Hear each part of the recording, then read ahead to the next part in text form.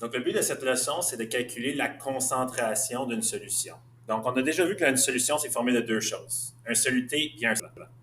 Mais avec un même soluté et un même solvant, on peut former des solutions qui sont différentes, qui ont une concentration différente.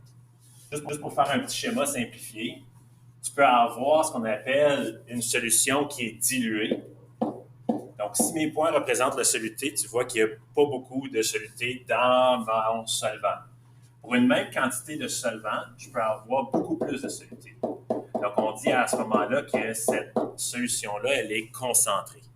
Nous, ce qu'on va voir, c'est comment calculer quantitativement la concentration d'une solution. Il y a 5 façons de faire ça. On va en voir une aujourd'hui, une dans cette capsule-là. En gros, quand on calcule une concentration, c'est toujours le même calcul. C'est toujours la quantité de soluté sur la quantité de solution. La quantité peut être un volume, peut être une masse, peut être un nombre de moles. Donc, ça peut varier, ça va varier d'une formule à l'autre. Mais ça va être tout le temps vrai que ça va être soluté sur solution. Et pas oublier que solution, c'est deux choses. Solution, c'est ton soluté plus ton solvant. Donc, dépendamment des problèmes, des fois, la quantité de solution va être donnée directement. Des fois, ça va être la quantité de soluté de solvant qui vont être données séparément. Il va falloir que tu fasses une somme pour avoir la quantité de solution. Donc, la première concentration qu'on va voir, c'est le pourcentage masse-volume. Donc, à ce moment-là, ça va être une concentration qui est un pourcentage. Et on l'appelle masse-volume parce que c'est la masse du soluté divisée par le volume de la solution. Et les unités qui ont été choisies, c'est les grammes et les millilitres. Donc, il faut que tu fasses tes conversions pour t'assurer que la masse de ton soluté est en grammes et le volume de ta solution est en millilitres. Donc, voici un problème type. Un liquide d'intraveineuse est formé de 1,8 g de chlorure de sodium dissous dans 200 ml d'eau. Quel est le pourcentage masse-volume de la solution? Donc, si on regarde le problème, on a 1,8 g de chlorure de sodium et 200 ml d'eau. Donc, dans la réflexion, c'est quoi qui est ton soluté, c'est quoi qui est ton solvant et c'est quoi qui est ta solution. Ici, le soluté, celui qui est en plus petite quantité, c'est le chlorure de sodium.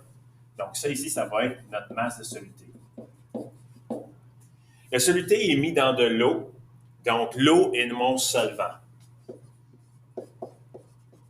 Ma solution, c'est le sel qui a été mis, le chlorure de sodium qui a été mis dans l'eau. Donc, une solution d'eau salée. Ici, déjà là, je vais rentrer dans une petite exception. Quand on met un soluté solide dans une grande quantité de solvant liquide, on va estimer ici que la quantité de solution est la même que la quantité de solvant. C'est qu'il y a tellement de solvant que même si j'ajoute quelques grains de chlorure de sodium dans 200 ml d'eau, je vais finir avec 200 ml de solvant. Fait qu'ici, on va faire l'estimation que le volume de solution est environ égal à 200 ml. On sait qu'il va être une petite affaire plus, mais on va faire l'estimation parce qu'on n'a pas d'autre façon de trouver ça. Donc là, après ça, là, c'est juste de rentrer ces informations-là directement dans le calcul. Si je cherche le pourcentage masse-volume, c'est la masse du soluté divisé par le volume de la solution fois 100 parce qu'on fait un pourcentage. Donc, masse soluté égale à 1,8 g, volume solution 200 ml fois 100 et on obtient notre réponse. Là, je constate que je n'ai pas mes notes, fait que je n'ai pas la réponse.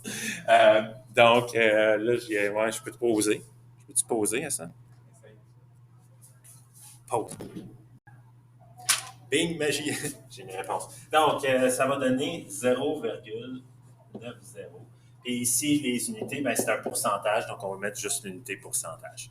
Donc, 0,90. J'ai mis deux chiffres significatifs parce que c'est une division. Deux chiffres significatifs divisés par trois chiffres significatifs. Je garde celui qui en a le moins. Deux chiffres significatifs.